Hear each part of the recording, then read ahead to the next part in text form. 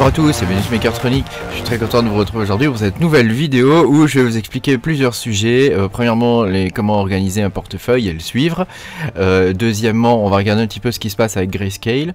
Et puis troisièmement, je vais vous montrer un exemple de manipulation. Comme je vous avais déjà fait une vidéo sur le sujet, hein, mais je vais vous montrer là en pratique ce que ça donne sur le Nexa. Alors on va pouvoir commencer. Pensez à mettre un petit pouce bleu et à vous abonner à la chaîne si vous n'êtes pas abonné. Voilà, je vous rappelle que vous pouvez me soutenir en cliquant sur le bouton rejoindre qui se trouve sous la vidéo. Voilà, c'est grâce à vous que je peux produire autant de contenu et j'essaie de faire de la qualité. Voilà, j'espère que ça vous convient. Voilà, merci beaucoup en tout cas à toutes les personnes qui me soutiennent. Alors on va pouvoir commencer. Déjà je voulais vous présenter un outil qui est sur le site LiveCoin Watch.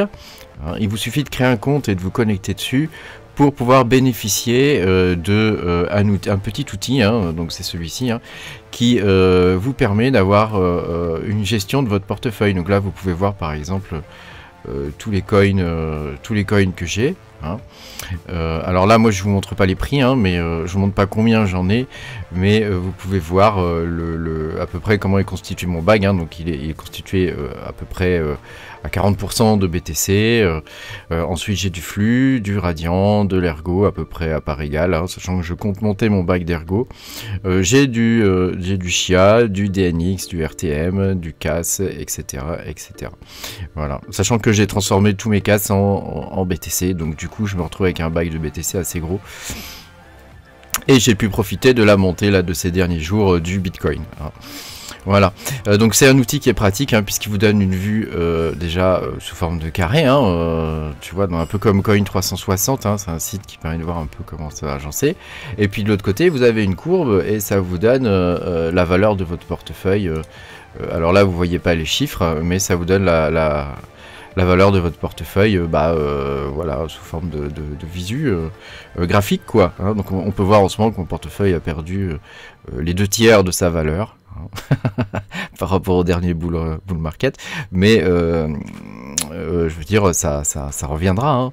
Il n'y a pas de souci, hein. C'est le principe des cycles, hein, en crypto-monnaie, hein. Voilà. Donc ça c'était le premier point que je voulais voir avec vous. Le deuxième point, je voulais vous parler de Grayscale. Grayscale et Genesis, hein. Donc c'est deux grosses entités en fait qui sont des...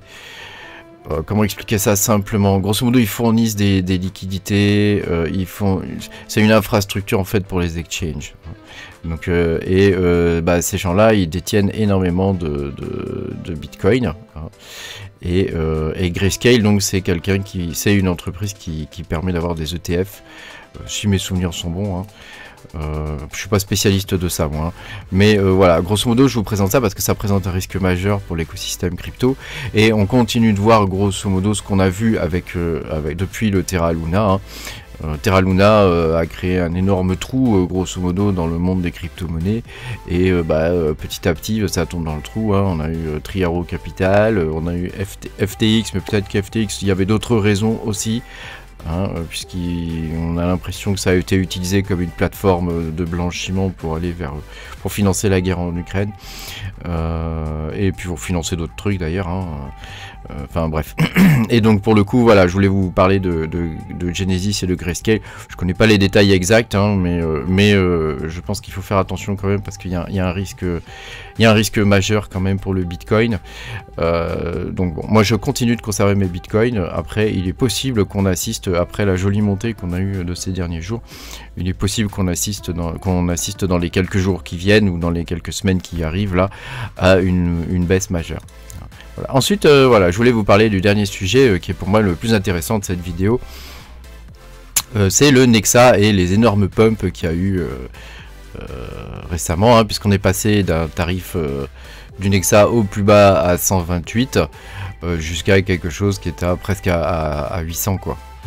Donc comme vous pouvez le voir, ça passe en escalier, hein, comme ça, hein. Et on a remarqué avec d'autres personnes du groupe, hein, des personnes qui me soutiennent, on a remarqué que Il y avait une ou deux adresses qui faisaient pump le coin en gros quoi, qui faisaient pump le coin. Alors j'avais déjà expliqué le principe de fonctionnement dans une autre vidéo, mais je vais le réexpliquer. Et c'est aussi pour ça que c'est intéressant de miner ces petits coins avec peu de volume à l'origine. Voilà, on est sur des volumes normalement qui devraient être de 5 à 10 000 $ dans ces eaux-là en journalier. Là on est sur des volumes qui sont de 500 000 $, 150 000 $, tu vois, enfin des volumes beaucoup plus importants. Et la raison, elle en est très simple, hein. Il y a une ou deux adresses qui vont manipuler le marché. Alors je vais vous expliquer comment ça se passe, hein. Grosso modo, le mec il a je vais vous faire un petit dessin, hein. Vous savez que j'aime bien faire les petits dessins, hein. Vous moquez pas de moi, hein. Grosso modo, le mec il a 1 million à investir, donc s'il investit 1 million d'un coup, évidemment le prix va s'envoler énormément. Donc ça marche pas comme ça, hein. Donc grosso modo le mec qu'est-ce qu'il va faire, il va en acheter petit à petit. Il va en acheter petit à petit. Donc là tu vois là dans cette zone là il achète. Dans cette zone là il achète. Tu vois ça va continuer de monter comme ça. Là il achète, hein. Et là il va continuer d'acheter et le prix va monter. Donc là il va acheter, etc. Ça continue comme ça. Donc il investit petit à petit son million, hein. Son million. Et puis à la fin, pour faire pumper le truc plus vite, hein, tu vois, ici, il va acheter avec un peu plus, hein. Dans cette zone-là, là, il va acheter avec un peu plus. Donc là, tu vois, il va commencer doucement avec, je sais pas, 50 000 $, 70 000 $, 80 000 $, 90 000 $, 150 000 $, 200 000 $, 250 000 $. Tu vois, le but, c'est de faire monter le truc de plus en plus, hein. Donc, grosso modo, ce qu'on va voir, nous, au niveau des ordres, hein, sur le Nexa ici au niveau des ordres, on va voir des ordres qui peuvent être des ordres réels, hein. Il va aussi commencer à racheter ceux qui vendent à plus bas prix pour pouvoir revendre la même chose mais à des prix plus hauts après, hein. On peut voir aussi des ordres qui sont fake, hein. Donc grosso modo par exemple c'est des gros ordres, hein, qu'on voit passer, hein. C'est des ordres d'1 milliard, tu vois, des choses comme ça, hein. Tu vois là par exemple là il y a des ordres d'1 milliard, là, tu vois, à 643, hein, en achat. Donc là le type il est déjà placé quoi, hein. Là t'en as un autre, tu vois là. Ici 1 milliard, hein, à 578, hein, tu vois. Donc tant que tu vois des gros ordres comme ça, c'est bon signe, ça veut dire que ça va continuer de monter, hein. Des gros ordres à l'achat, hein, j'entends, hein. Voilà, et tu vois, à la vente, comme tu peux le voir, ça se tarit, hein. Ça se tarit, hein. Il n'y a pas d'ordre gigantesque comme ça, d'1 milliard, ou des choses comme ça, hein. Donc, si, il y en a un là, tiens, il y en a un là. Mais grosso modo, voilà, le principe, c'est ça, hein. Donc, arrivé à un moment donné, quand il aura fini d'écouler son $1 million, par exemple, hein. Bon, là, je suis pas sûr que ce soit $1 million, hein, mais c'est peut-être un peu moins, peut-être 500 000 $. Quand il aura fini d'écouler sa thune, hein, qu'est-ce qui va se passer? Il va commencer à vendre, hein, il va commencer à vendre. Et donc là, il va vendre et le prix, bah, oui, il est pas beau mon dernier trait. Ouais. Et le prix, bah, tu vois, il va commencer à chuter. Alors, ça va pas chuter d'un coup, hein, parce qu'il est malin, le gars. Donc, attends, on va recommencer. Hop, il est malin. Donc, ça va pas chuter d'un coup, mais ça va chuter plus vite que ce n'est monté, hein. Ça va chuter plus vite que ce n'est monté. Et alors, soit le coin récupère, hein, c'est-à-dire ça va partir comme ça ici, tu vois, soit le coin récupère pas et ça va baisser. Et donc c'est intéressant de miner ce genre de crypto parce que tu peux attendre après un listing, souvent après un listing ça commence ce genre de truc, et après un nouveau listing, hein, parce que les types ils voient débarquer des nouveaux coins sur leur exchange favori, tu vois, grosso modo c'est ça, hein. Et ils se disent tiens là il y a peut-être des sous à se faire. Et donc comme ils ont les capitaux pour le faire, parce que nous on n'a pas, hein, petit mineur, et bah c'est voilà ils vont et donc il y a toute une technique, hein, pour faire ça. Donc moi personnellement j'ai pas les moyens de faire ce genre de choses, hein, mais voilà, là on a pu y assister en direct sur le Nexa et je pense que c'est pas fini, hein. C'est pas fini. Cela dit, est-ce que là on n'arrive pas à un double top, hein, ou est-ce que ça va continuer de monter? On va voir, hein, on va voir. D'après les ordres que je vois, hein, je vous rappelle que c'est ça le plus important, c'est pas la courbe, hein. C'est ça le plus important, hein, c'est les ordres d'achat et de vente, hein. J'avais expliqué ça dans une vidéo sur comment utiliser des exchanges exotiques, hein. Alors, vous voyez, sur Binance ou des trucs comme ça, c'est très difficile de lire parce qu'il y a trop d'ordres, hein. Mais sur des petits exchanges comme ça, c'est beaucoup plus simple. Et on peut voir pas mal de choses dans les ordres, hein, et il faut arriver à se placer correctement.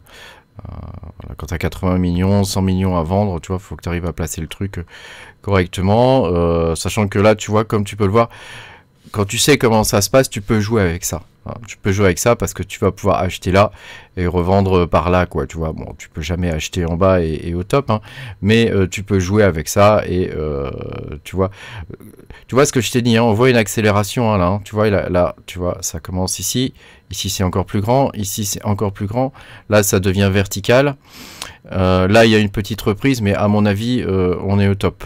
À mon avis, on est au top. Ça va commencer à redescendre tranquillement, mais ça va commencer à redescendre. Si ça redescend pas, c'est peut-être qu'il y a autre chose derrière et que bah, le coin intéresse peut-être d'autres gens, etc. Et qu'il n'y a pas que la whale qui fait que jouer là avec les sous des mineurs. Hein. Bon, enfin, nous, c'est bien, ça nous rapporte aussi, hein, parce qu'on en profite pour vendre.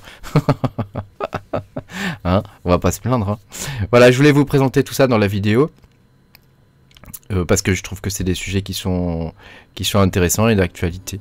Hein. Pensez à me dire ce que vous en pensez dans les commentaires sous la vidéo. Hein. Vous savez que je lis tout le monde et j'essaie de répondre à tout le monde.